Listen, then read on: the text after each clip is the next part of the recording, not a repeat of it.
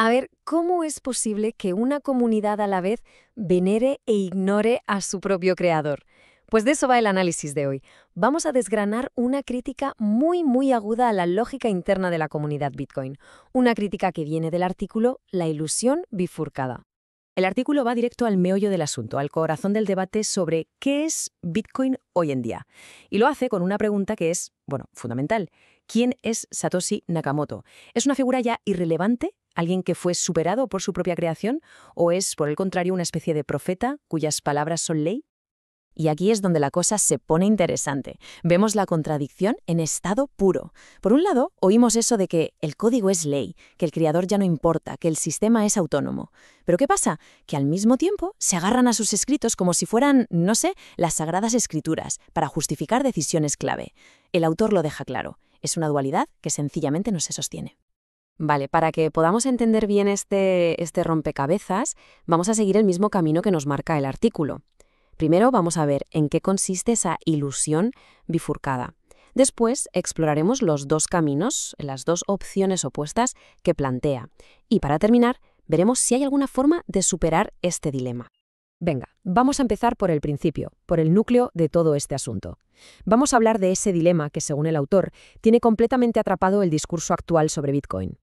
Y aquí el autor, la verdad, es que no se corta un pelo. Afirma que mantener estas dos ideas tan opuestas a la vez no es una simple contradicción. No.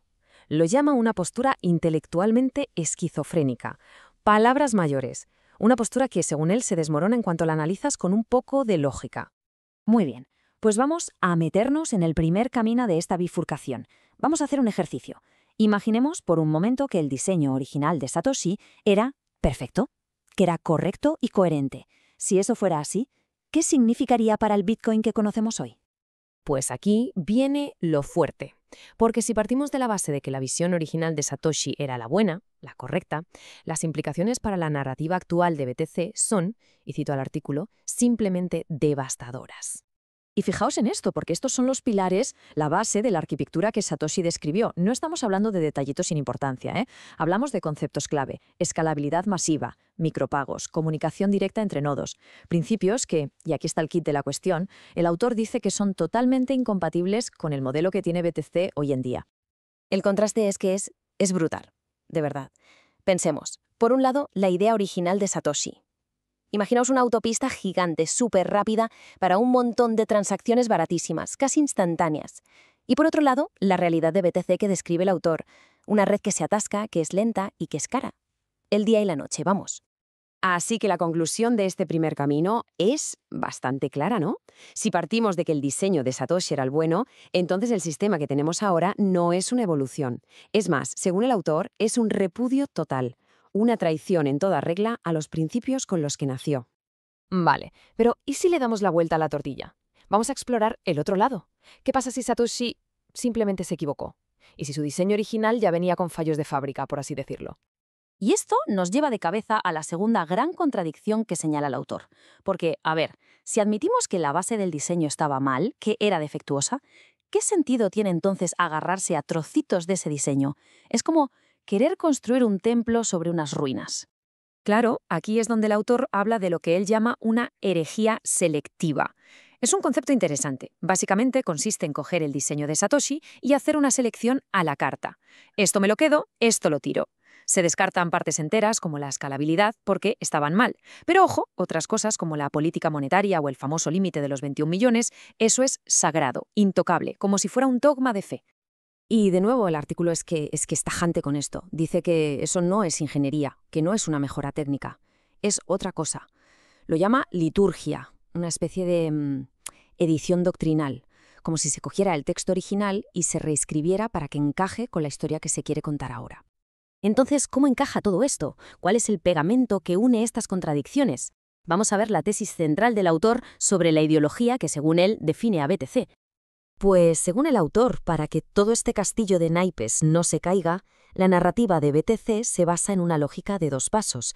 Lo describe como un baile intelectual, un truco que se usa una y otra vez para justificar lo que se hace.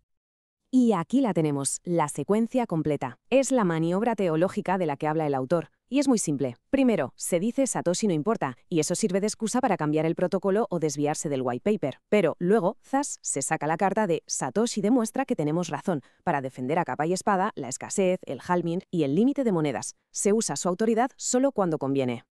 Y este es el término que acuña el autor, la maniobra teológica. La definición es clara. Es el acto de invocar la autoridad del creador cuando te viene bien y de ignorarla por completo cuando contradice lo que quieres defender. Es básicamente usar el fantasma de Satoshi para bendecir unas ideas y para enterrar otras. Llegados a este punto, la pregunta es obligada. ¿Hay alguna salida a este laberinto? Pues el artículo propone una. Y no se trata de elegir un bando o de decir si Satoshi tenía razón o no. La propuesta es mucho más profunda, replantearse desde cero para qué sirve el sistema. Y ese replanteamiento pasa por un cambio de enfoque que es radical.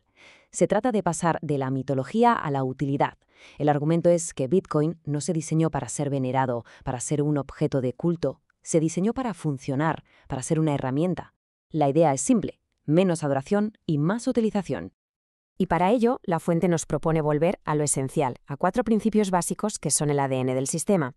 Hablamos de la integridad, de la verificación, de la escalabilidad y de verlo como un mecanismo. La idea es centrarse en lo que el sistema hace, verificar, asegurar, escalar, y no tanto en la historia que nos cuentan sobre él, dejar atrás la narrativa y volver a la arquitectura. Y con esto llegamos al final, con una última pregunta que queda flotando en el aire. Una pregunta muy provocadora que resume perfectamente toda la tensión del artículo. Y es una pregunta que, en el fondo, va mucho más allá de Bitcoin. Nos hace pensar sobre la propia naturaleza de la tecnología y cómo evoluciona. ¿El verdadero propósito de una tecnología está en su diseño original o en la historia que sus usuarios deciden contar sobre ella?